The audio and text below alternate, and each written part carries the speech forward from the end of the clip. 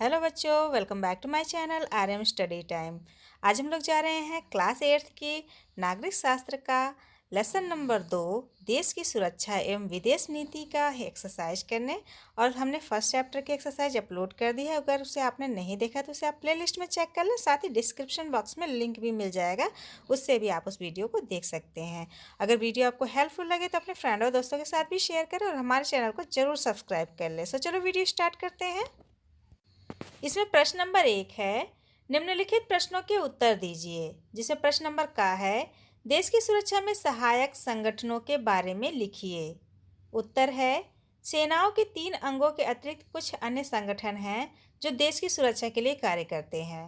तब सबसे पहले ये बताइए कि हमारे देश में जो सेना है उसके कितने अंग हैं? 3। और कौन कौन से अंग हैं? थल सेना, वायु सेना और जल सेना। ठीक है, इन सेनाओं के अतिरिक्त कुछ संगठन भी हमारे देश की सुरक्षा के लिए कार्य करते हैं, उसी के बारे में हमें इस क्वेश्चन में बताना है। तो आगे देखते हैं। देश की अंतर्राष्ट्रीय सीमाओं पर स्थायी रूप से चौकसी का कार्य सीमा सुरक्षा बल करते हैं। ठीक है, जो अंतर्राष्ट्रीय सीमाएं होती हैं, अंतर्राष्ट्रीय सीमाएं क्या है? जैसे पाकिस्तान का बॉर्डर हो गया, चाइना का बॉर्डर हो गया, इधर म्यांमार का बॉर्डर हो गया, बांग्लादेश का बॉर्डर हो गया। तो इनकी सुरक्षा कौन करता है? बॉर्डर सिक्योरिटी फोर्स यानी कि सीमा सुरक्षा बल नामक संगठन करता है। ठीक है, समुद्र तट की सीमाओं की सुरक्षा में तट रक्षक संगठन कार्य करता है, जिसको कोस्ट गार्ड्स भी कहते हैं। ठीक है, तो ये जो समुद्र तट की सीमाएं हमारी कौन कौन सी हैं? जैसे जो साउथ की तरफ इधर गुजरात है, गोवा है, महाराष्ट्र है, और इस साइड में आ जाएंगे तो आंध्र प्रदेश, उड़ीसा। ठीक है, तो ये जो किनारे किनारे हमारे समुद्र के किनारे किनारे के तटीय एरिया हैं, उनकी रक्षा के लिए जो रखे गए उन्हें तट रक्षक कहा जाता है। तो ये संगठन कार्य करता है। इसके कार्यों में रक्षा प्रतिष्ठानों की रक्षा करना, तस्करी रोकना तथा खोज बचाव के दलों का गठन करना मुख्य है। ठीक है, ये सब कार्य ये सब संगठन करते हैं। तीसरा महत्वपूर्ण संगठन प्रादेशिक सेना है। ठीक है, तीसरा महत्वपूर्ण संगठन क्या है? प्रादेशिक सेना है। यह नागरिकों का एक संगठन है। इसमें देश की सुरक्षा के कार्य में भाग लेने के इच्छुक नागरिक अपने खाली समय में सैन्य प्रशिक्षण ले सकते हैं। ठीक है, तो इस संगठन में क्या करते हैं? जो तीसरा संगठन अपना प्रादेशिक संगठन है, इसके अंतर्गत जो नागरिक अपनी स्वयं की इच्छा से देश की सेवा करना चाहते हैं, सुरक्षा में प्रतिभाग करना चाहते हैं, तो उनको भी सैन्य प्रशिक्षण वो ले सकते हैं। चौथा संगठन नेशनल कैडेट कोर। ठीक है, नेशनल कैडेट कोर है। इसमें बालकों के साथ साथ बालिकाओं का भी डिवीजन है। उच्च प्राथमिक विद्यालयों में स्काउट एवं गाइड्स के प्रशिक्षण की व्यवस्था है। ठीक है, नेशनल कैडेट कोर में जो स्काउट गाइड्स की जो व्यवस्था स्कूलों में की जाती है, वो इसी के तहत होती है। केंद्रीय औद्योगिक सुरक्षा बल, ठीक है, CISF एक अर्धसैनिक बल है जिसका मुख्य कार्य सरकारी कारखानों एवं अन्य सरकारी उपक्रमों को सुरक्षा प्रदान करना है। इसके अतिरिक्त देश की आंतरिक सुरक्षा, विशिष्ट लोगों की सुरक्षा, परमाणु संस्थान, ऐतिहासिक धरोहरों आदि की भी सुरक्षा करता है। ठीक है, CISF देखो इतना कार्य करता है।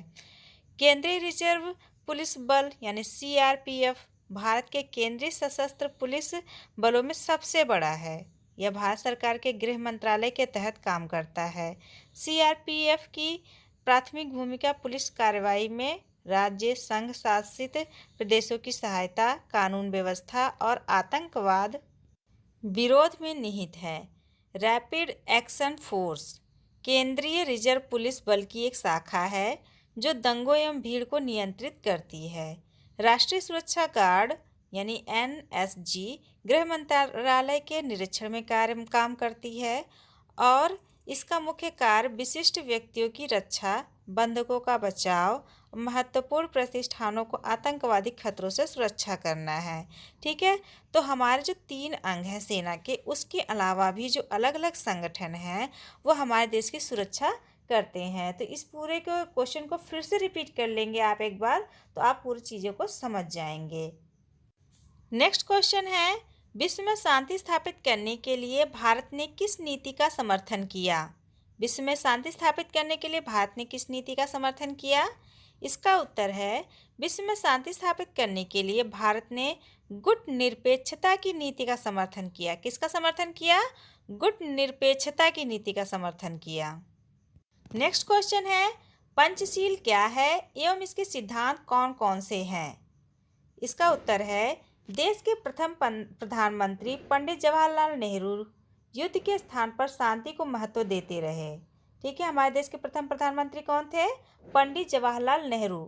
तो इन्होंने युद्ध के स्थान पर शांति को ये महत्व देते रहे। वह सभी राष्ट्रों की स्वतंत्रता एवं समानता के समर्थक थे, इसलिए किसी भी राष्ट्र के आंतरिक मामले में हस्तक्षेप करने के भी विरुद्ध थे। उनके इन्हीं विचारों से 1954 ईस्वी में पंच सिद्धांत बनाए गए, जिन्हें पंचशील के नाम से जाना जाता है। तो पंच सिद्धांत कब बने? 1954 ईस्वी में। ये हमारी विदेश नीति के आधार हैं। ये सिद्धांत इस प्रकार हैं। तो यहाँ पर देखें कि पंचशील सिद्धांत में क्या क्या तथ्य रखे गए हैं। नंबर 1, एक दूसरे की राज्य की सीमा एवं उसकी प्रभुसत्ता का सम्मान किया जाए। नंबर 2, एक दूसरे के भूभाग पर आक्रमण न किया जाए। नंबर 3, एक दूसरे के आंतरिक मामले में हस्तक्षेप न किया जाए। नंबर 4, समानता और पारस्परिक लाभ को ध्यान में रखा जाए। और नंबर 5, शांतिपूर्ण सह अस्तित्व की भावना का पालन किया जाए। ये जो पांचों तथ्य हैं, इनको ही मिलाकर पंचशील बना है। और इसको किसने बनाया था? पंडित जवाहरलाल नेहरू जी ने। नेक्स्ट क्वेश्चन है, कोरिया और कांगो के संकट के समय भारत ने संयुक्त राष्ट्र संघ की क्या सहायता की?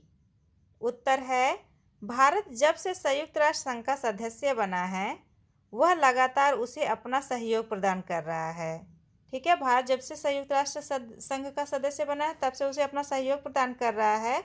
संयुक्त राष्ट्र संघ के निर्देशों के पालन में ही कोरिया के संकट के समय भारत ने एक डॉक्टरी दल भेजा एवं कांगो में संयुक्त राष्ट्र संघ के साथ अपनी सैनिक टुकड़ियां भी भेजी। ठीक है, इस प्रकार से संयुक्त राष्ट्र संघ की निर्देश पर कोरिया और कांगो के संकट के समय में भारत ने सहायता भी की थी। प्रश्न नंबर 2 है, रिक्त स्थानों की पूर्ति कीजिए। तो यहाँ पर आप जो है कुछ खाली स्थान दे रखे हैं, उसमें आपको कुछ शब्द भरने हैं और उसे फिल करना है। तो इसका उत्तर है, सेना में भर्ती होने के लिए पहले चयन डैश होती है। सेना में भर्ती होने के लिए पहले चयन परीक्षा होती है। नेक्स्ट है, समुद्री मार्ग से तस्करी रोकने के लिए डैश संगठन कार्य करता है। तटरक्षक संगठन कार्य करता है। नेक्स्ट है, भारतीय सेनाओं का सर्वोच्च कमांडर डैश होता है। भारतीय सेनाओं का सर्वोच्च कमांडर राष्ट्रपति होता है। ठीक है, ये क्वेश्चन आप याद कर लीजिएगा। सर्वोच्च कमांडर कौन होता है? राष्ट्रपति होता है। ये अक्सर जीके में पूछा जाता है। नेक्स्ट है, शस्त्रों की होड़ से डैश की संभावनाएं बढ़ जाती है। शस्त्रों की होड़ से युद्ध की संभावनाएं बढ़ जाती हैं। इस तरह से आप इसे फिल कर लीजिएगा। प्रश्न नंबर 3 है, निम्नलिखित कथनों में जो सही हो उसके आगे सही का चिन्ह लगाएं। ठीक है, यहाँ पर आपको सही गलत बताना है। जिसमें क है, भारतीय सेना के तीनों अंगों का मुख्यालय दिल्ली है। यह सही है। ठीक है, भारतीय सेना के जो तीनों अंग हैं, थल सेना, जल सेना और वायु सेना, इसका मुख्यालय कहाँ पर है? दिल्ली में है। तो इस पर आप सही का निशान लगा लें। नेक्स्ट है, वायुसेना के अध्यक्ष को एडमिरल कहते हैं। यह गलत है। वायुसेना के अध्यक्ष को एयर चीफ मार्शल कहते हैं। ठीक है, क्या कहते हैं? एयर चीफ मार्शल कहते हैं वायुसेना के अध्यक्ष को। तो यहाँ पर आप गलत का निशान लगा दें। नेक्स्ट है, महिलाओं को सेना में भर्ती नहीं किया जा सकता। यह गलत है। महिलाओं को भी सेना में भर्ती होने का समान अवसर मिलता है। ठीक है, महिला और पुरुष सब सभी सेना में भर्ती ले सकते हैं। तो यह भी गलत है। तो आप पहले पे सही लगा लें, बाकी दोनों पे गलत का निशान लगा दें। और सबसे लास्ट क्वेश्चन है प्रश्न नंबर 4, सोचिए और लिखिए।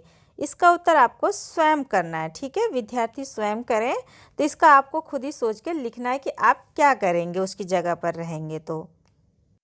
ये इस पूरे चैप्टर की फुल एक्सरसाइज थी। आई होप कि वीडियो आपके लिए हेल्पफुल होगी। अगर पसंद आए तो ज़रूर लाइक करें, अपने फ्रेंड और दोस्तों के साथ भी शेयर करें और हमारे चैनल को ज़रूर सब्सक्राइब कर लें। मिलते हैं नेक्स्ट वीडियो में। आज के लिए इतना ही। Thanks for watching this video.